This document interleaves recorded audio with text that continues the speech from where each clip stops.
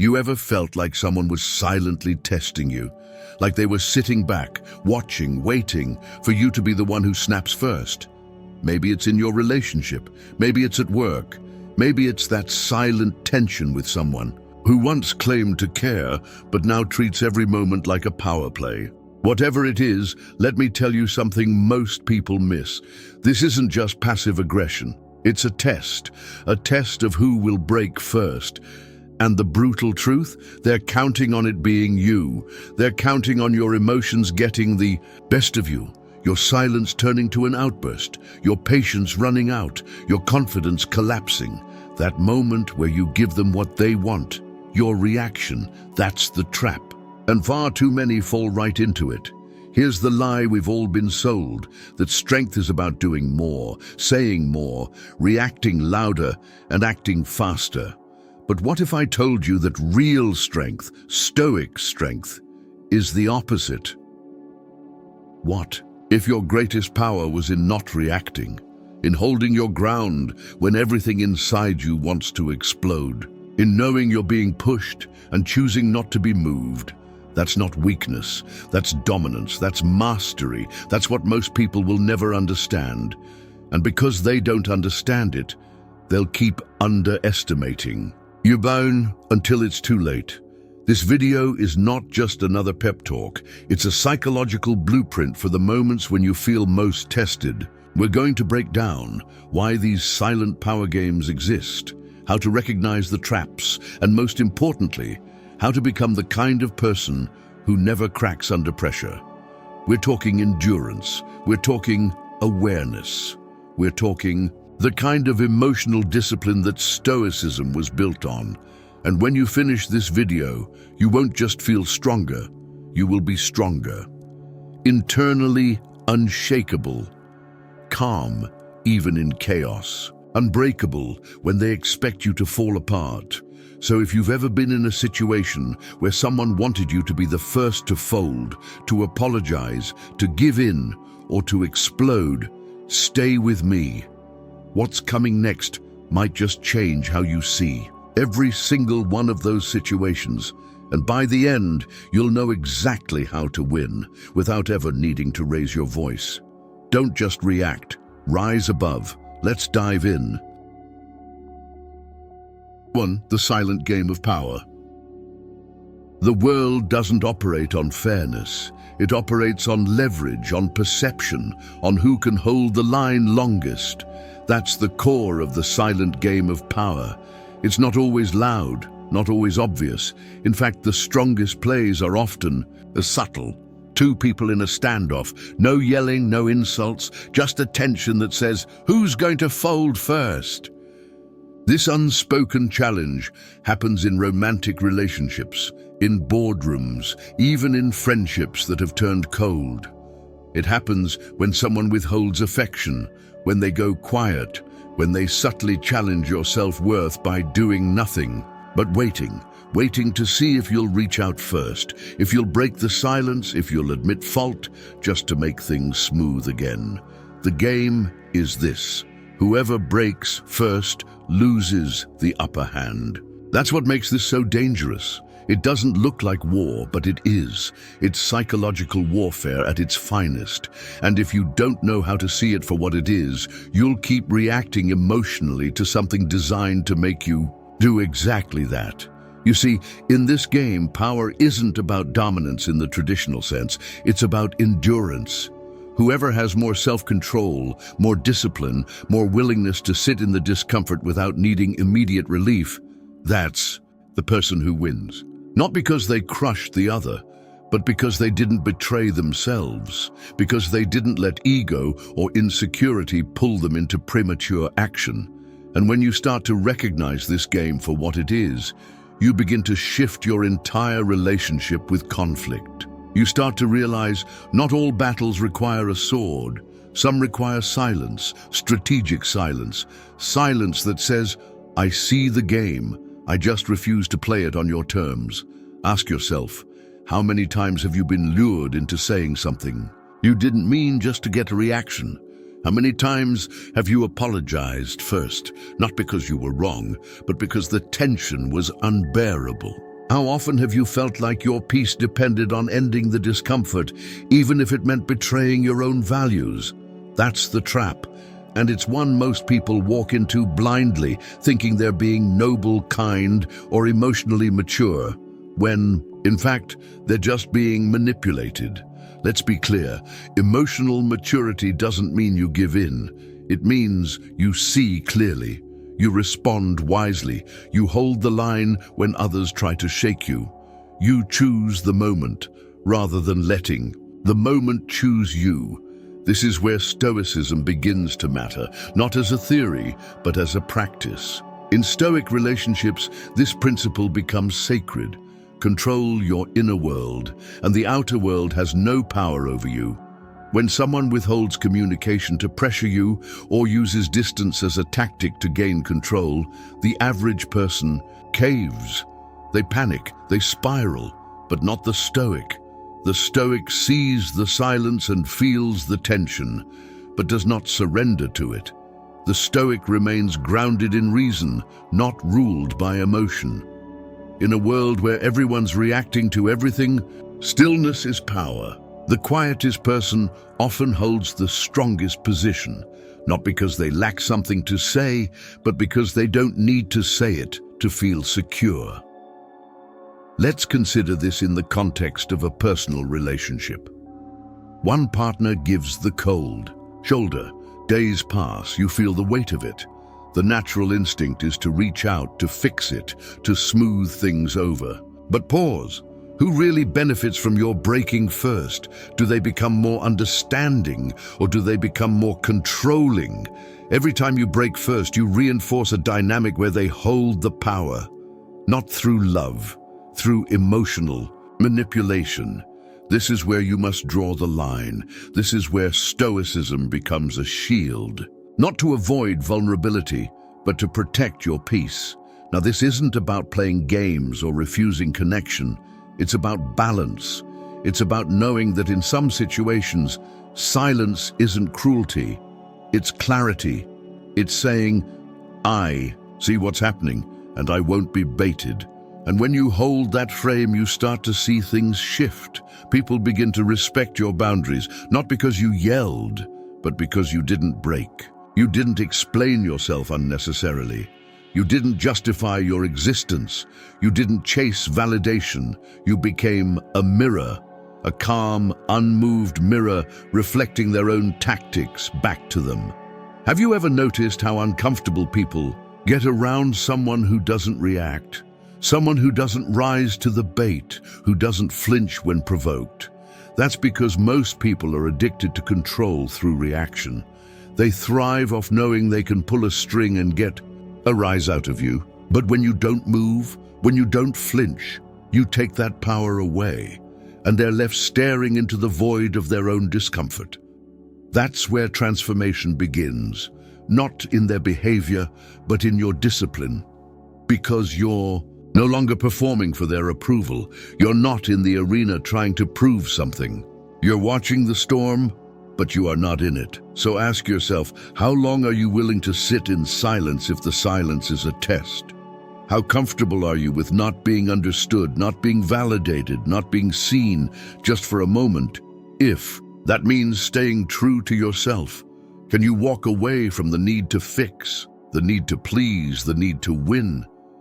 Because ironically, that is how you win. That's how you gain true authority in Stoic relationships, not by overpowering, but by outlasting. The silent game of power is played by people who know how to manipulate discomfort. But your job is not to become a manipulator. Your job is to become unshakable. That's the heart of Stoicism. To endure, to observe, and to choose your response. Not react from pain, not panic from pressure, but to stand still in the fire. Because when you do, something remarkable happens. You become the presence that others can't figure out. The person who doesn't break when others expect you to. The one who chooses peace over performance. And the next time you feel that tension, that invisible game pulling at your gut, you'll smile. Not because it's easy, but because you've seen this before. And this time, you're not falling for it. 2. The trap of emotional reactivity. The moment you feel a spark inside you, when someone crosses a line, gives you that look, or says that one word that pierces your calm, that's the exact moment you're standing at the edge of a trap. It's not always an obvious one. In fact, it often looks like justice, like speaking your truth, like standing up for yourself. But what if I told you that the real trap isn't the insult, the disrespect, or the silence? The real trap is your reaction to it. Think about it. How many times have you said something in anger, in hurt, in pride, only to regret it moments later? How many times has reacting quickly made things worse, not better? We've been taught that expressing ourselves means we're being authentic. But is that always true? Or are we just being emotionally impulsive? Stoicism teaches us that power isn't in saying everything you feel. It's in knowing when silence speaks louder than rage, when stillness commands more respect than shouting ever could. In Stoic relationships, emotional reactivity is the doorway to manipulation, because the more reactive you are, the easier you are to control. Anyone who knows your triggers can run your life. They can make you spiral. They can get what they want, not because they're powerful, but because you've made your emotions available to be hijacked. So let's flip the script. Imagine this. Someone insults you, not in a direct way, but a slick jab, maybe in front of others. All eyes are on you. The room gets quiet. You feel the fire in your chest. You want to fire back, to reclaim the moment, to not look weak. But what if instead you stayed still, looked them in the eye, smiled slightly, said nothing? That's silence. That moment where you don't react, that's the power move. Because it does two things. It forces them to sit in the discomfort of their own pettiness, and it shows everyone else that you're not ruled by emotion, that your composure isn't conditional, that your peace is not for sale. That's not weakness, that's elite-level self-mastery. And the truth is, people respect what they can't control. Let's talk relationships, because this is where emotional reactivity shows up the most. You argue. Emotions escalate, words get thrown around that leave bruises. And for what? To win, to feel heard, to make a point, but at what cost? How many relationships have been shattered not by the actual problem, but by the reactions to it? This is why Stoicism matters. Because when you lead with your feelings, you often follow them off a cliff. But when you lead with reason, when you pause, observe, reflect, you gain perspective. And that perspective is power. In Stoic relationships, both people understand that emotions are real, but they are not rulers. You can feel anger without acting on it. You can feel pain without weaponizing it. You can feel disappointed and still respond with dignity. That's what separates those who build lasting bonds from those who burn bridges just to be right. Here's the brutal truth. Emotional reactivity is often the ego screaming for control. It's the inner child demanding validation. It's the unhealed part of us that needs to feel powerful, even if that means hurting others in the process. But ask yourself, what kind of power is that? Power that comes from chaos is always temporary. Real power, sustainable power, comes from control over the self. That's what Marcus Aurelius meant when he said, "You have power over your mind, not outside events." It's not about suppressing what you feel. It's about directing it wisely. Let me ask you, how often do you give away your emotional power without realizing it? How many situations have you made worse simply because you refuse to breathe, to step back, to wait a few minutes before responding? This is the practice, and it is a practice. Emotional discipline is not natural, it's trained. You don't just wake up one day and become immune to disrespect. You build that immunity through repetition, through conscious choice, through catching yourself before the spiral starts. Every moment you pause is a rep. Every time you choose silence over explosion, you're strengthening your emotional core. That's the essence of Stoicism. It's not detachment, it's directed focus. It's saying, I will feel this, but I will not be ruled by it. It's the difference between reacting and responding. One is impulsive, the other is intentional. You might be wondering, what about authenticity? Isn't it fake to not say what I feel in the moment? But let's look deeper. Is authenticity about immediate expression, or is it about staying true to your higher self, even when your lower self is screaming for attention? Is your identity wrapped up in your reactions, or in your values, your principles, your peace? Think of emotional reactivity like fire. Uncontained, it burns everything. But harnessed, it powers cities. That's what Stoicism trains you to do, not to eliminate emotion, but to channel it, to move from automatic to aware.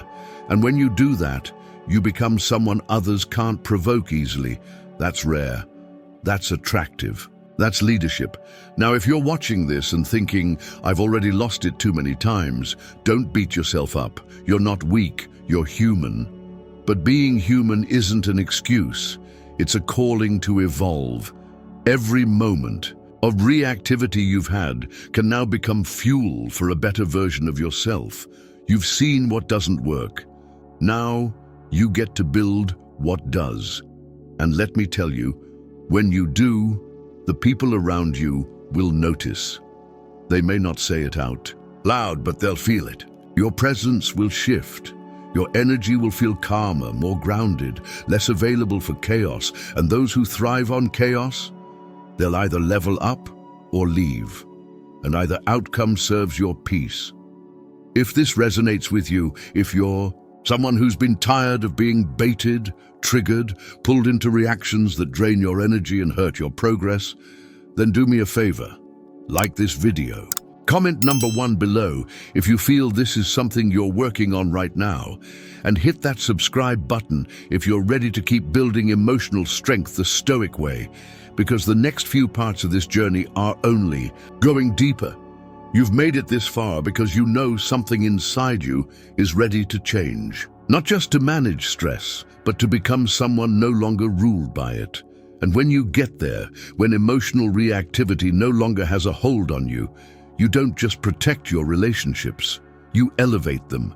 You become the calm in the storm, the center of gravity, the person people look to, not for reactions, but for wisdom. So next time someone says something to trigger you or pulls away to provoke a response, ask yourself, what would the highest version of me do right now? Not the hurt version, not the insecure version, the version of you that's built on principle. That's the one we're here to strengthen. Stay with me, because in the next part, we're going to expose the patterns people use to manipulate you emotionally. And when you can see the pattern, you can break it. 3. Recognizing manipulative patterns. One of the greatest forms of strength is awareness, not the kind that comes with overthinking or paranoia, but the quiet, focused type that sees things clearly, deeply, and early. Because let's be honest, manipulation is everywhere, not just in obvious toxic relationships or villainous masterminds. It's in the subtle pauses, the carefully timed silences, the backhanded compliments, the way someone consistently downplays your wins or withholds praise when you need it most. It's in how they phrase their disappointment so you feel guilty without knowing why. It's how they shift blame just slightly so you end up apologizing for their behavior. These patterns aren't always loud, but they're precise, strategic, and most dangerously normal. That's what makes them so effective. They slide under your emotional radar, and before you know it, you're not acting out of your values anymore. You're acting out of their pressure. But if you train your eye to spot them, they lose their grip. Because manipulation thrives in unconsciousness. The moment you bring it to light, you rob it of its power. Consider this: you're in a disagreement. Instead of discussing the issue directly, the other person suddenly withdraws. No calls, no texts. Days pass. You feel the weight of their silence, and instead of staying anchored in your perspective, you start questioning yourself. Did I overreact? Maybe I should reach out first. Maybe it was my fault. That's not reconciliation. That's manipulation through avoidance. They're using silence not as a boundary, but as a weapon. The goal isn't clarity, it's control. This is a classic pattern, especially in emotionally volatile relationships. And if you don't catch it, you'll always be the one crawling back, apologizing just to make the tension stop. But that apology isn't coming from truth. It's coming from discomfort. And discomfort is a poor compass. In Stoic relationships, we don't let the absence of peace force us into self-betrayal. We sit with the silence, we study it, and only move when we're rooted in principle, not pressure. Another common tactic is guilt-tripping.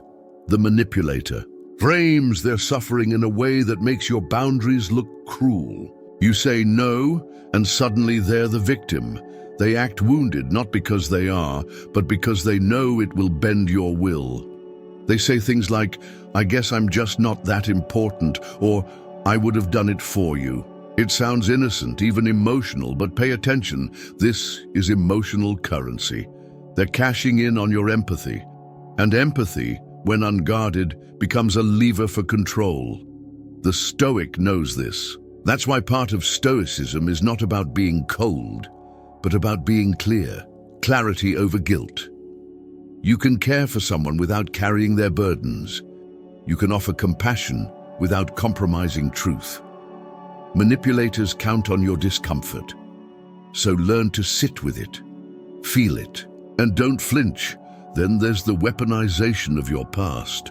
They remember every mistake you've ever made, and they bring it up right when you're trying to stand tall. You say something with conviction, and suddenly they remind you of that one time you messed up.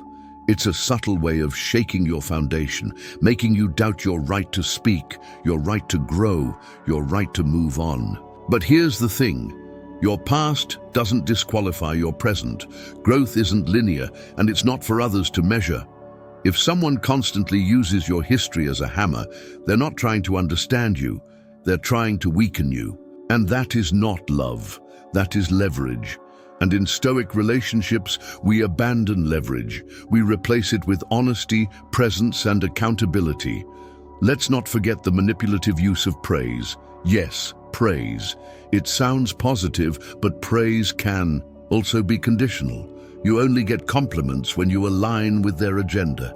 You only feel seen when you're serving their needs. The moment you assert yourself, the praise vanishes. They go cold, indifferent. Suddenly the person who was overflowing with affection now acts like you're invisible. That's not emotional expression. It's emotional currency being revoked.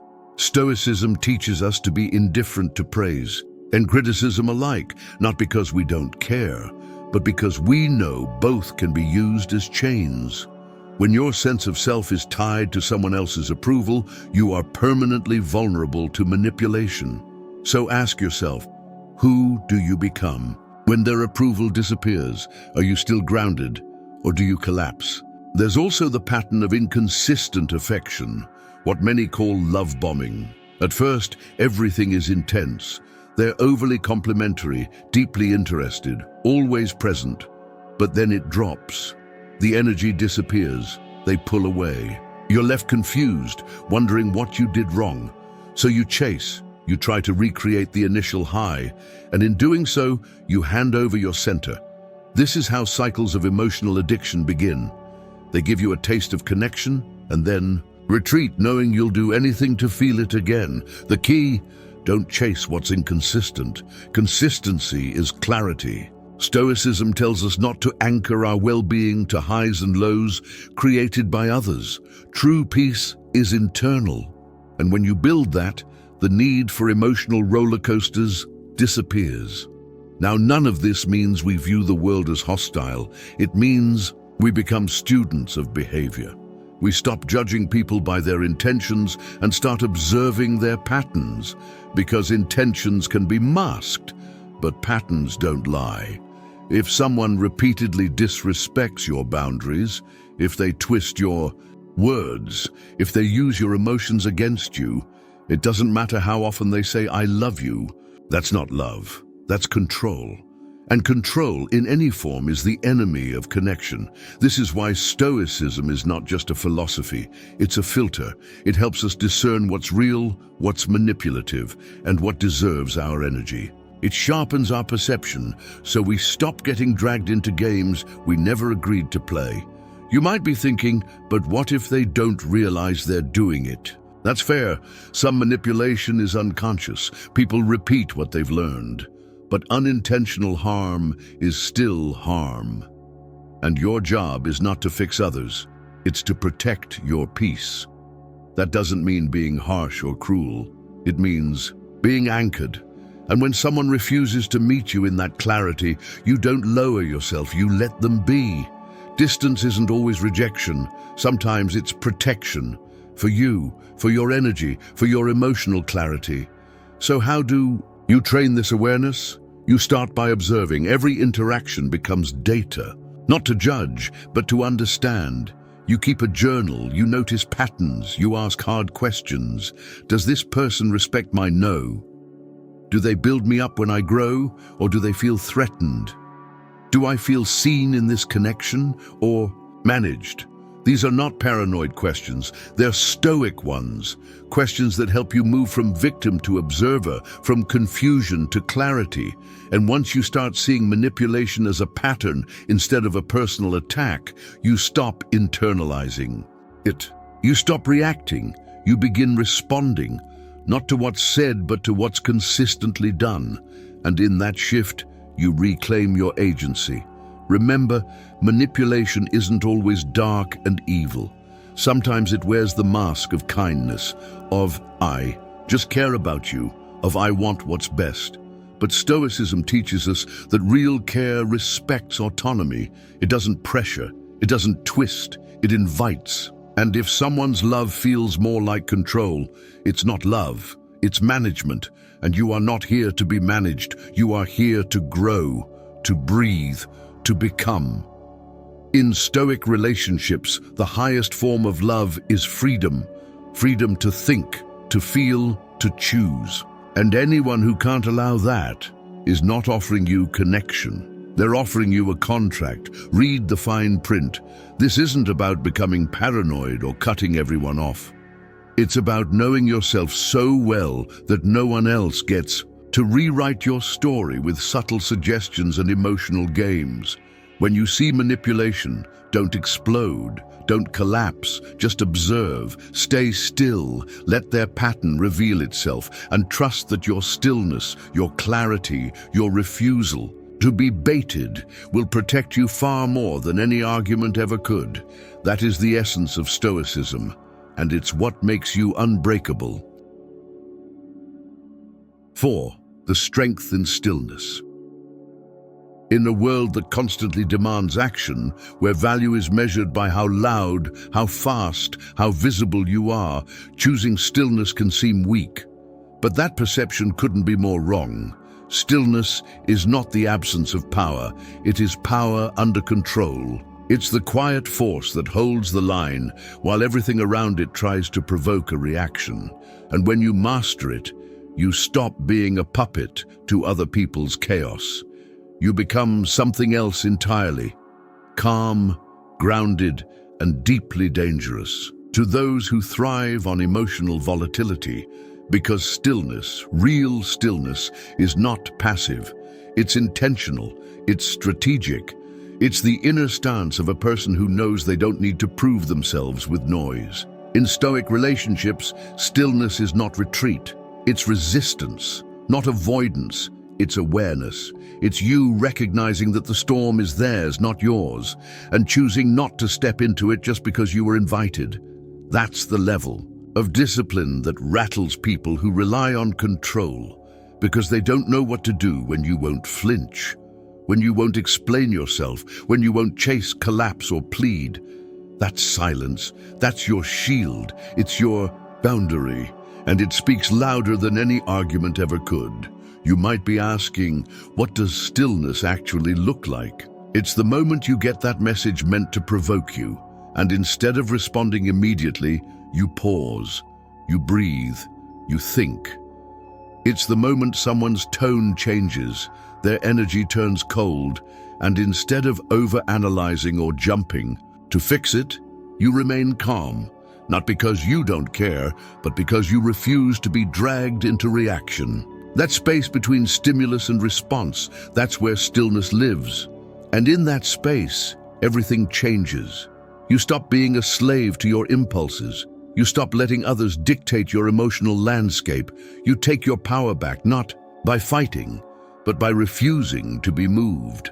That's what Stoicism trains us for, not to become stone, but to become rooted, to feel but not be controlled, to observe without being consumed, to care but not chase. Stillness makes people uncomfortable because it creates mystery. It removes predictability. People expect reactions because reactions are patterns they can manipulate. When you don't give them one, they're forced to face themselves. They have to sit with their own actions, their own intentions, and that silence, it becomes a mirror, one they can't escape. You shift the power dynamic without raising your voice. That's what makes stillness so potent. It destabilizes without aggression. It calls out without confrontation. It demands respect without a single word. And the more you practice it, the more you become someone who commands a room not with volume but with presence. Now here's the truth. Choosing stillness is uncomfortable, especially at first. It goes against everything your nervous system has been trained to do. When we feel threatened, emotionally, psychologically, we want to react. We want to defend. We want to explain, fix, prove.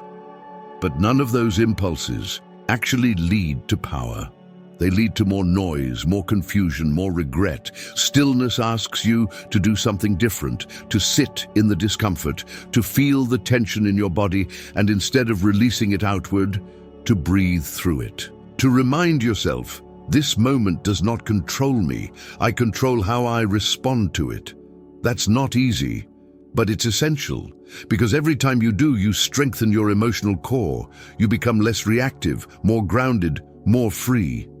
Think about the people you admire most. Are they the ones who shout the loudest, who panic under pressure, or are they the ones who remain calm, focused, clear, even when everything's falling apart?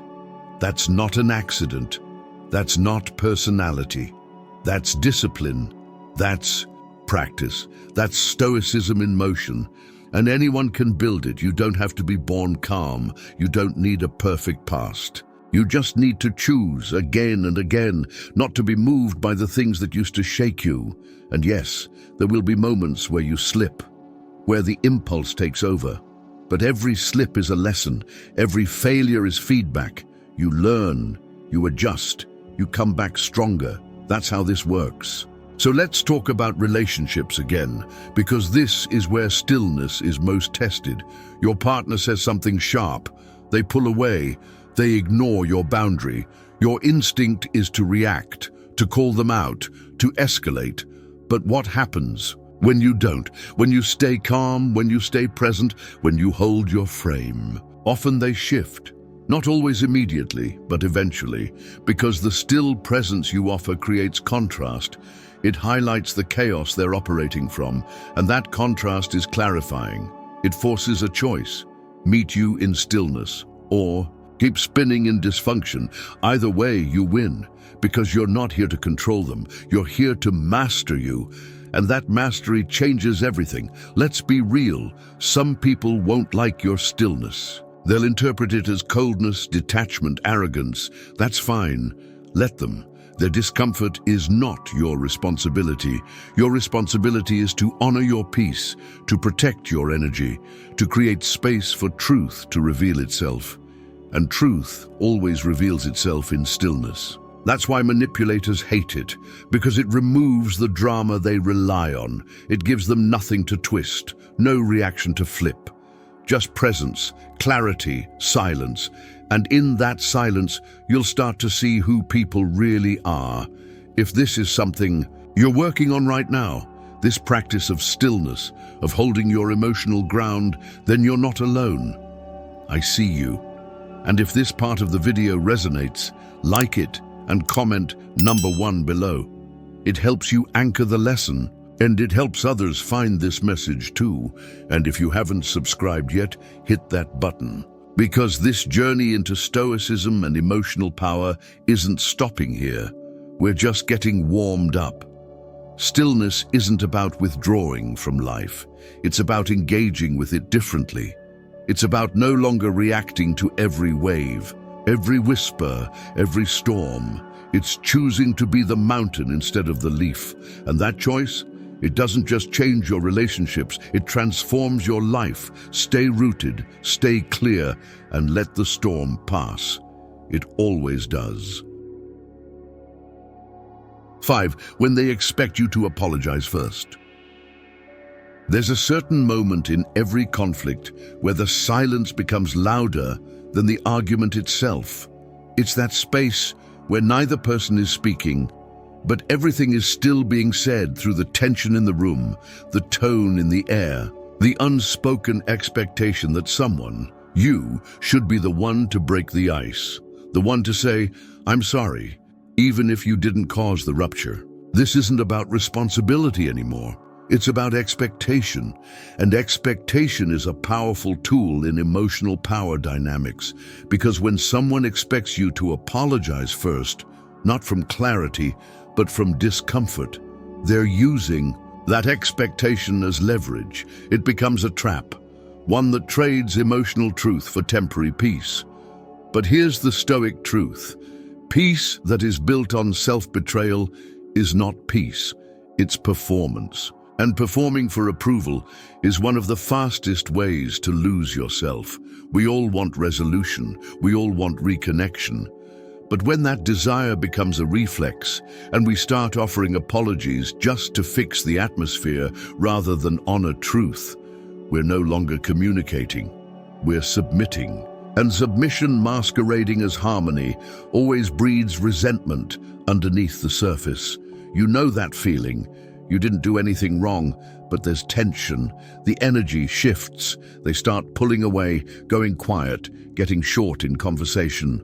And suddenly, the weight of that silence is unbearable. So you apologize, not because it's true, not because you believe you're at fault, but because the emotional air is suffocating and saying "I'm sorry" feels like the only way to breathe again. That's not an apology. That's a survival tactic. And survival tactics keep you in cycles that drain your self-worth. If someone needs you to fold just to feel in control, that's not love, it's leverage.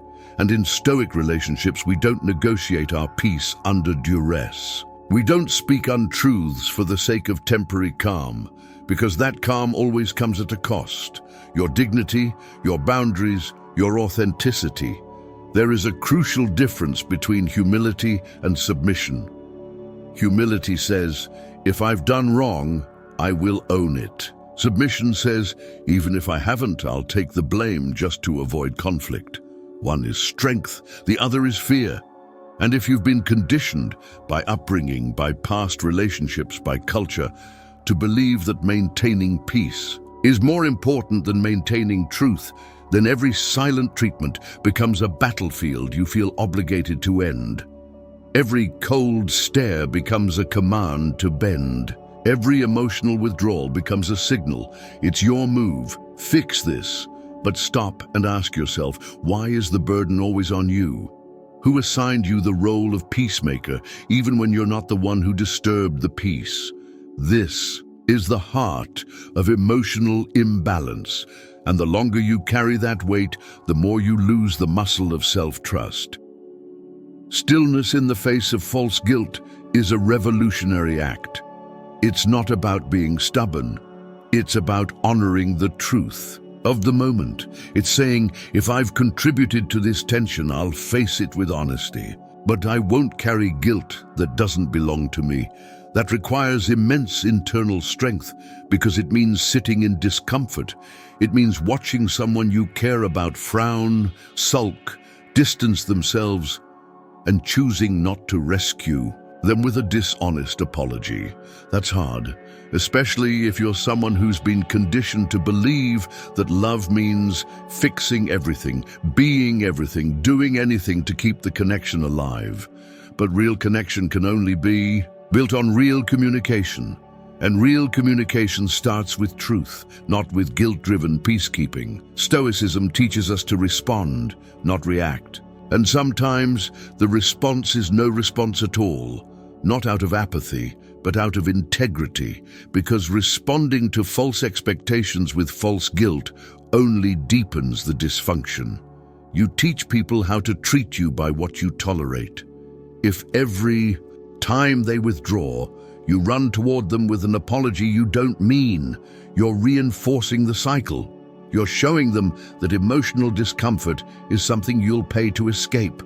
And manipulators, whether conscious or not, learn quickly. They learn that sulking gets results, that silence gets compliance, that guilt gets obedience. But when you stop playing that role, everything changes. You create space, space for truth, space for clarity, space for the other person to take responsibility for their own part. And yes, that space will feel heavy at first, but eventually that weight becomes a filter. It separates those who seek connection from those who seek control.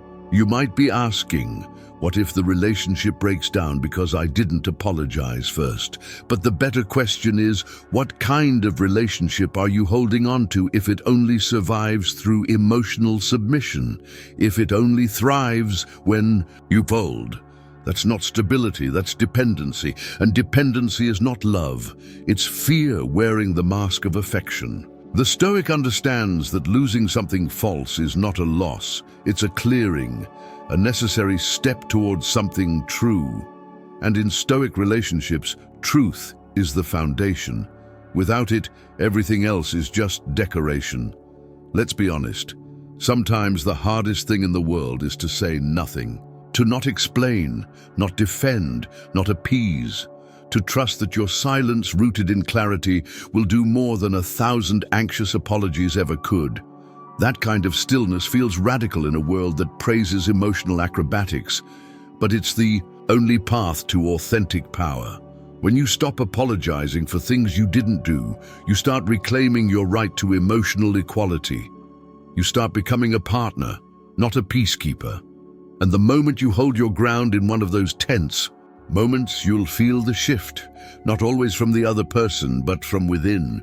You'll feel the difference between peace and appeasement, between truth and performance, between growth and guilt. This isn't about pride, it's about presence, about staying fully rooted in the moment and asking yourself, is what I'm about to say true? Is it necessary? Is it mine to own?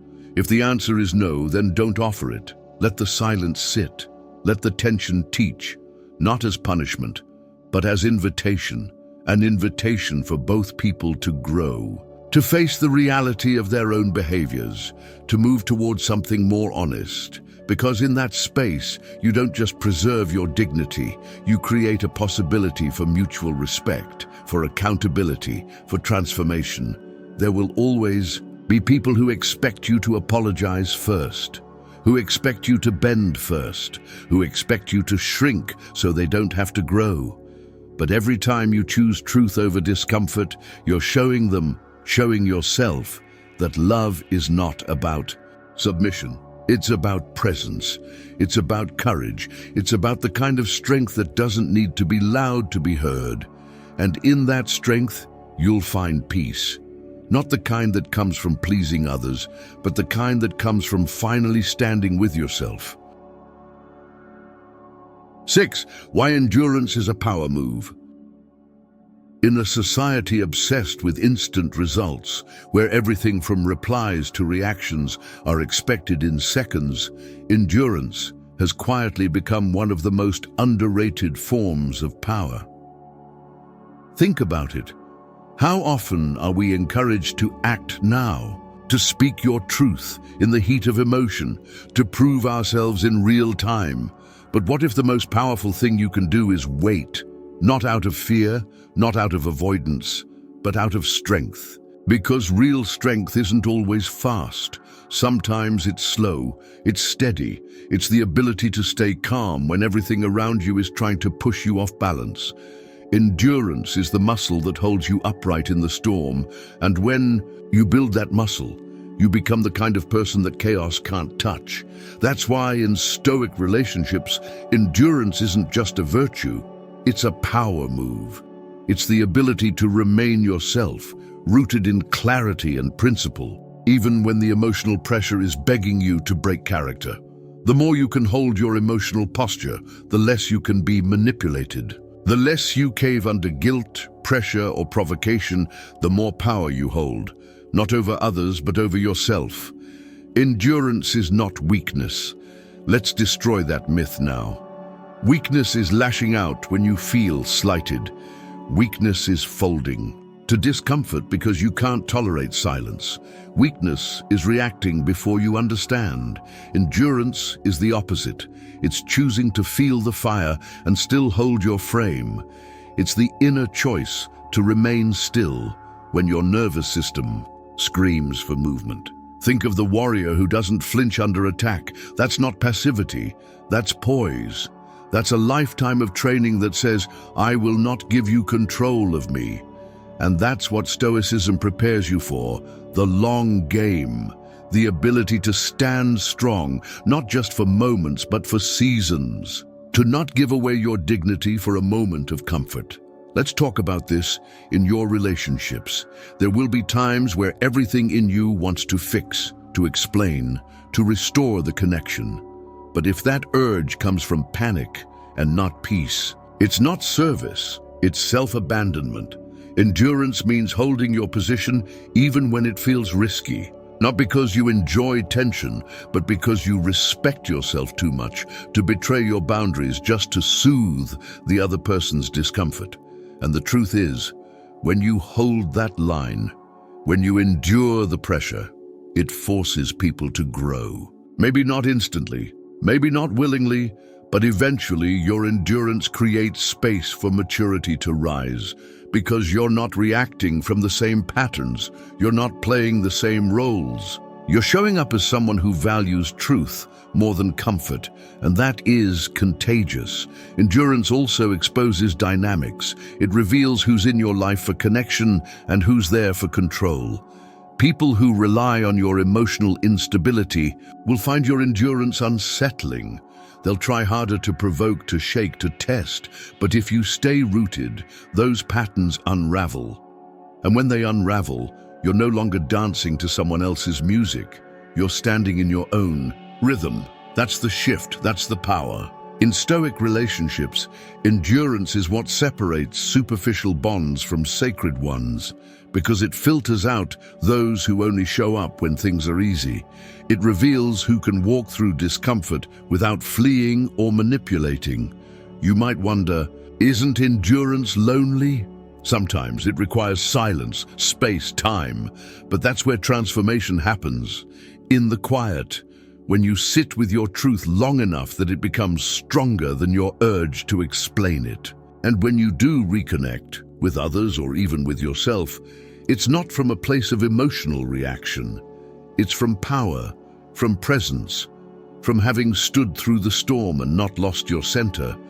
That kind of connection is deeper, more honest, more stable, because it's built on real self-awareness, not performance, not people-pleasing, not panic. Let me give you a practical example. You're in a disagreement. Tension is rising. The other person is pushing, maybe even accusing. In the past, you might have argued back, tried to defend yourself, raised your voice, over-explained. But now, you pause, you breathe, you listen, you say less, you hold your ground not out of coldness but out of clarity. That moment is endurance in action, and the energy of that moment shifts everything. Because you're no longer operating from survival mode, you're leading from principle, and that energy commands respect. It doesn't need to demand it, because when you truly respect yourself, others are forced to re-evaluate how they engage with you. Now, if you've ever practiced this kind of endurance, you know it's not glamorous. It doesn't always feel empowering in the moment. It feels vulnerable, awkward, like you're standing still while the world wants you to move. But that's the test. And with every repetition, it gets easier, more natural, more embodied. You start to realize that emotional endurance is not about being stoic in a robotic way. It's about being so rooted in your values that you don't sell out for quick relief. That's what Stoicism teaches, that we are not the sum of our reactions. We are the authors of our responses, and endurance gives us the time to write those responses with wisdom, not impulse. If you're watching this and you've been trying to build that strength to stay calm in the storm, to hold your truth even when others can't handle it, I want you to know you're on the right path. And if this part of the message is landing for you, take a second to like this video and comment number 1 below. Not just for the algorithm, but to declare that endurance is your path too. And subscribe if you're ready to keep developing this mindset with me, because what we're building here isn't just emotional skill, it's a whole new posture for life, a way of showing up that makes you impossible to manipulate, impossible to destabilize, impossible to break. Endurance is not waiting passively. It's waiting with power. It's knowing that not every battle needs to be fought immediately. That sometimes the highest form of strength is not action, but restraint. And in that restraint, in that pause, in that steady presence, you become something rare, something remembered, something revered. Stay steady, stay strong. You're almost at the summit. 7. How to train yourself not to break. Becoming unbreakable doesn't happen in the moment of crisis. It happens in the quiet moments before it. It's not something you magically become when tension rises, or when someone disrespects you, or when you're pulled into another round of emotional games. No, it's something you train for. And training doesn't begin when you're already overwhelmed. It begins in the calm, in the early hours, in the small, consistent choices you make about how you engage with discomfort. You don't build resilience by avoiding pain.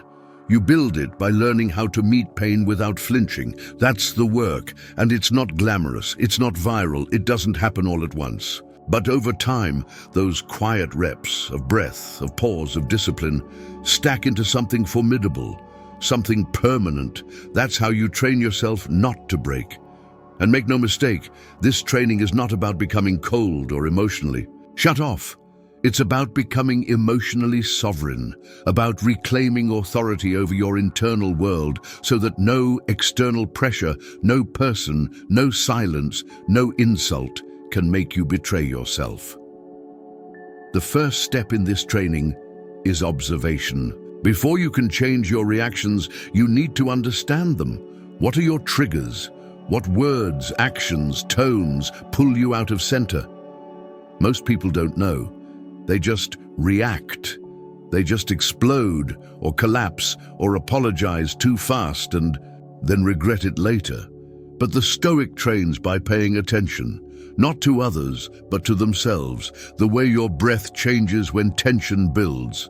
The way your thoughts speed up when someone withdraws. The stories you tell yourself when someone disapproves. All of that is training ground, because once you see the pattern, you can disrupt it. You can insert space, and in that space, you find freedom. That's where Stoicism lives, not in the suppression of feeling, but in the mastery of response. Then comes the breath. It sounds simple, maybe even cliché, but breathing is one of the most overlooked tools of emotional power. Your breath is the bridge between your body and your mind. When someone says something that stings, when you feel that urge to react, your breath is the first thing that changes. It becomes shallow, erratic, tight, and if you're not aware of it, your nervous system will hijack the whole moment. But when you learn to breathe consciously, to slow down, to regulate, you reclaim control. You tell your body, we're safe, we don't need to react right now. This is not spiritual fluff. It's biological fact. Regulating your breath is regulating your power. And the Stoic breathes through the storm, not because they don't feel it, but because they refuse to be ruled by it. Another key part of this training is rehearsal. Just like athletes visualize their performance before game day, emotional athletes rehearse their responses before real conflict hits. They play scenarios in their mind, not to obsess, but to prepare. What will I say if they pull away? How will I hold my center if they go silent? What truth will I return to when I'm tempted to break character? This kind of mental rehearsal is not overthinking. It's strengthening.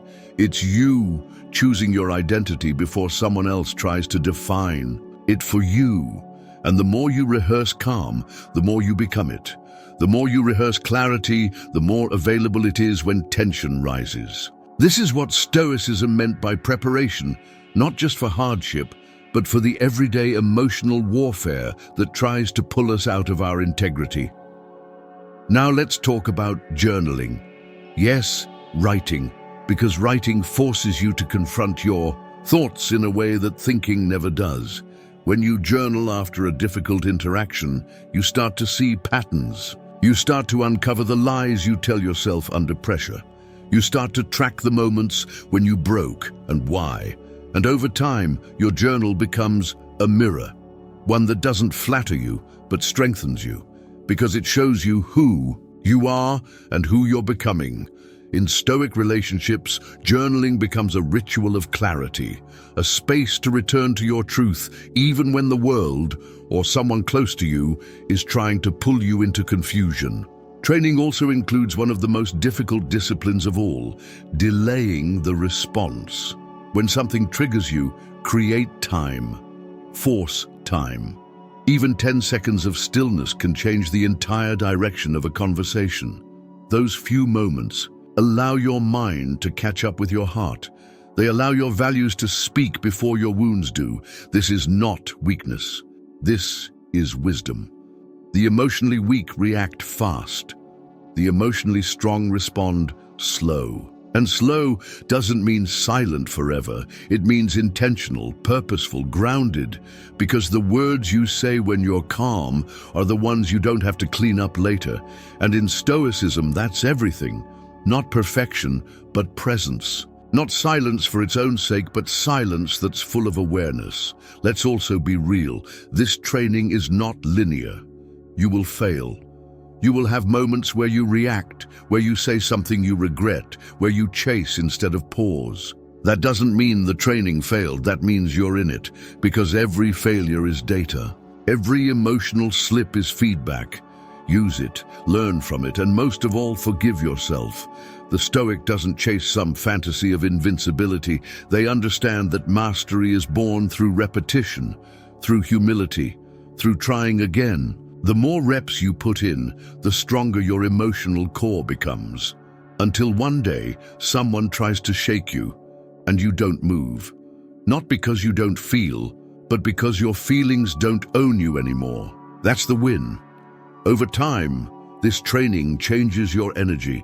People start to notice, not because you become distant, but because you become centered. Your presence shifts. You're no longer easily rattled. You speak slower, you listen better, you make decisions not out of pressure, but out of principle. And this presence isn't just magnetic, it's protective. It filters out those who rely on drama. It repels manipulation. It attracts respect. Because people can feel when you're grounded. They can feel when your peace is no longer negotiable. And in Stoic relationships, that kind of presence is the foundation of true connection. It says, I don't need to be reactive to be real. I don't need to break to be understood. Ultimately, training yourself not to break is a lifestyle. It's a daily choice. It's the small habits that compound into something unshakable. It's how you show up for yourself before you ever show up for someone else. And when you make that choice consistently, you don't just change how you respond. You change who you are. You become someone who doesn't need to control others because you've mastered yourself. Someone who doesn't chase validation because they've validated their own worth. Someone who doesn't fear silence because they've made peace with their own voice. This is what Stoicism offers. Not a rigid, emotionless life, but a powerful, peaceful one. One where you move with intention, speak with clarity, love with boundaries, and live with integrity. And in that life, you don't just survive the emotional games others play, you transcend them. So here you are, at the end of this journey. You've seen the game for what it really is. You felt the weight of silence, the pull of reaction, the pressure to fold. You've recognized the subtle patterns people use to bend your will. And you've come to understand that stillness, endurance, and clarity are not passive traits. They are the marks of emotional warriors. And if there's one truth I want you to walk away with, it's this. Just because someone is waiting for you to break doesn't mean you owe them that satisfaction. In fact, your refusal to break is not just an act of self-respect. It's a revolution. Every moment you hold your frame, every time you breathe instead of react, every time you stand in truth instead of chasing approval, you rewrite the story of your identity. That's the transformation, and you're doing it, not with noise, not with performance, but with quiet power. This is what Stoicism looks like in real life. Not in abstract quotes, but in your choices, in your breath, in your stillness. It's the root of real connection. It's the foundation of Stoic relationships where love is offered freely, not manipulated through fear or control. You're not becoming cold. You're becoming clear. You're not shutting down. You're standing up for your values, your dignity, your emotional sovereignty. And if this message spoke to something deep in you, if you felt seen or maybe even called out in the best way, then like this video and comment number 1 below to declare that you're choosing clarity over chaos, truth over comfort, and presence over performance. Subscribe if you haven't already, because this isn't just content, it's training, a daily sharpening of the mind and heart. And if you share this with someone who needs to hear it, you won't just be helping them, you'll be anchoring yourself even deeper in this path. Thank you for showing up. Thank you for choosing the hard path, the still path, the unbreakable path. Stay rooted, stay powerful, and remember, they can wait all they want, but you're not breaking, you're becoming.